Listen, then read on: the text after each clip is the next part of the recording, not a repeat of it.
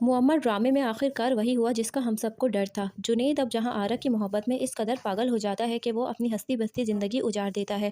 वो अपने पूरे होश हवास में माहिरा को डिवोर्स दे देगा। 3 अल्फाज तलाक के जब वो बोलेगा तो माहिरा हैरान रह जाएगी। उसे तो यकीन ही नहीं आ रहा कि जुनैद उसके साथ ऐसा भी कर सकता है। माहिरा के तो कदमों तले से ज़मीन निकल जाती है जब जुनैद उसे एक झटके में अपनी ज़िंदगी से निकाल बाहर फेंकता है। माहिरा अब रोते रोते जहाँ आरा के पास जाएगी और उसे कहेगी कि जुनैद ने मुझे तलाक दे दी है। तो जहाँ आरा उसे हौसला देते हुए कहेगी कि मोहब्बत इतनी आसानी से ख़त्म नहीं होती, इतनी आसानी से नहीं भुलाई जाती, वो भी तुम्हें नहीं भूल पाएगा और ना ही तुम उसे भूल पाओगे, और ये याद रखना कि जुनैद इतनी आसानी से तुम्हारा पीछा नहीं छोड़ेगा।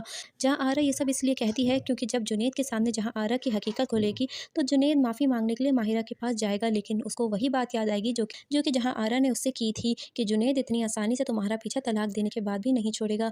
जहाँ आरा जो कि अपने काम में बिल्कुल पक्की है, और आखिरकार वही हुआ, जुनैद की भी हस्ती बस्ती ज़िंदगी जहाँ आरा की वजह से तबाह बर्बाद हो गई। जुनैद भी अब ज़ीशान की तरह दर-बदर की ठोकरें खाएगा और बुरी तरीके से फँस चुका है।